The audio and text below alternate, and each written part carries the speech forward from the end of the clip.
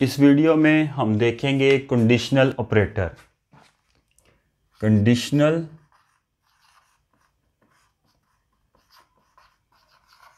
Operator conditional operator actually if else statement का alternative है। इसकी डेफिनेशन में लिखते हैं conditional operator is used as alternative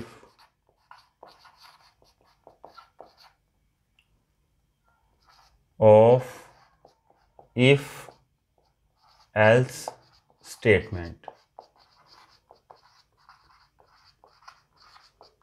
इसको टर्नरी ऑपरेटर भी बोलते हैं। It is also called ternary operator.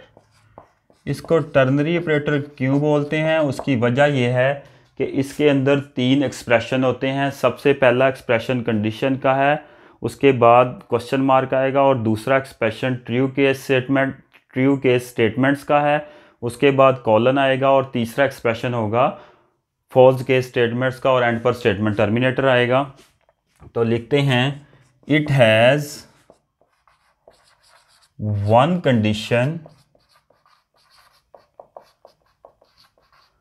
And two statements. इसमें एक कंडीशन है और दो स्टेटमेंट्स हैं।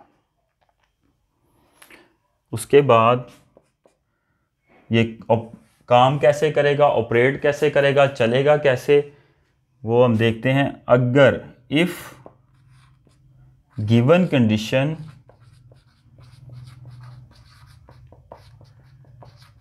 is true, then first statement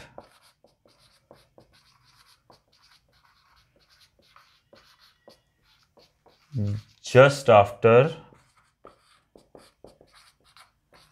question mark इसके सिंटैक्स का हिस्सा है। अभी सिंटैक्स लिखेंगे तो पता चल जाएगा। is executed and second statement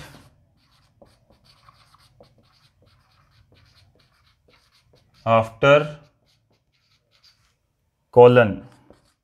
पहली स्टेटमेंट के बाद कॉलन यूज होता है इसके सिंटैक्स में। Is ignored, after colon is ignored. दूसरी बात ये हो सकती है अगर गिवन कंडीशन फॉल्स हो। If given condition is false, second statement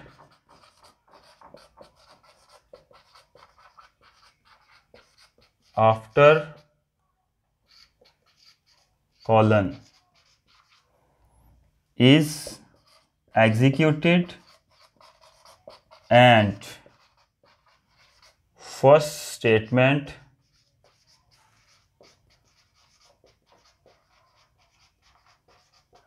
after question mark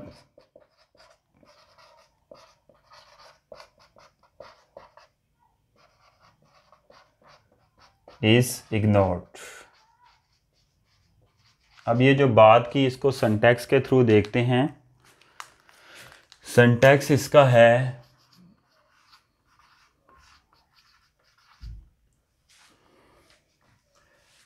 सबसे पहले कंडीशन आएगी, उसके बाद क्वेश्चन मार्क इसके सिंटैक्स का हिस्सा है, फिर उसके बाद आएगी ट्रू केस स्टेटमेंट,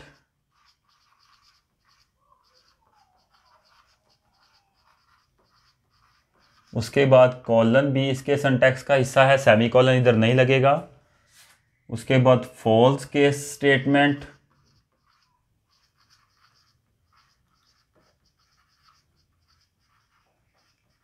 और एंड पर एज यूजुअल हर लाइन के एंड पर जो हम लगाते हैं स्टेटमेंट टर्मिनेटर।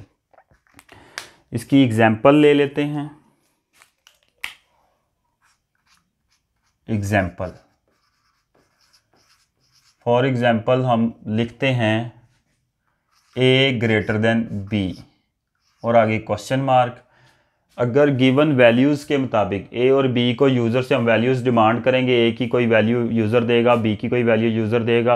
अगर ए और बी, ए की वैल्यू ग्रेटर होगी यानी कि ये कंडीशन ठीक होगी, तो पहली स्टेटमेंट हम कहेंगे print F A is greater.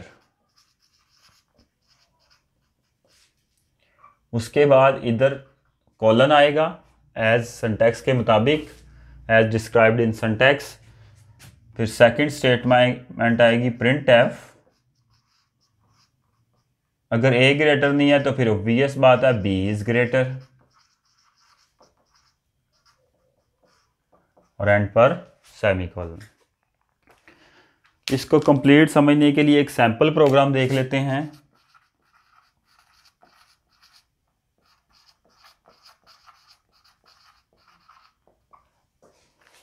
Sample program,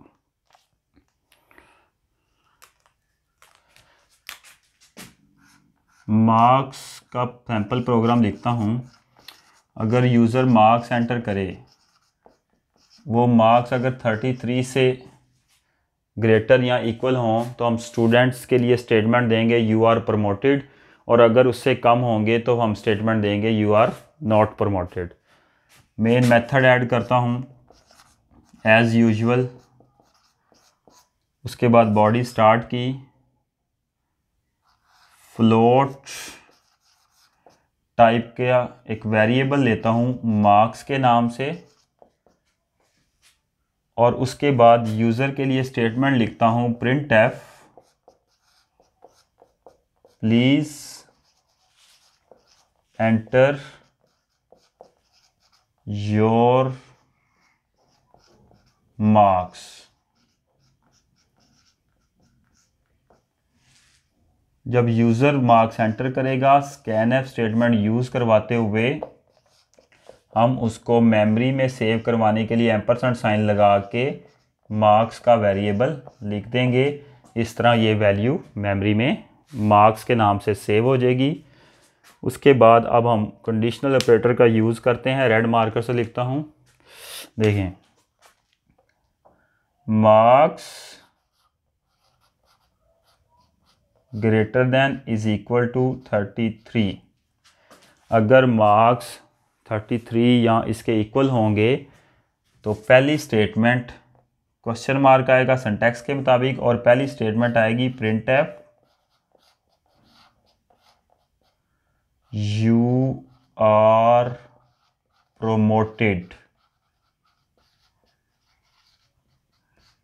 और उसके बाद कॉलन आएगा, सेमीकोलन नहीं आएगा यहाँ पर, और सेकंड स्टेटमेंट आएगी प्रिंट एफ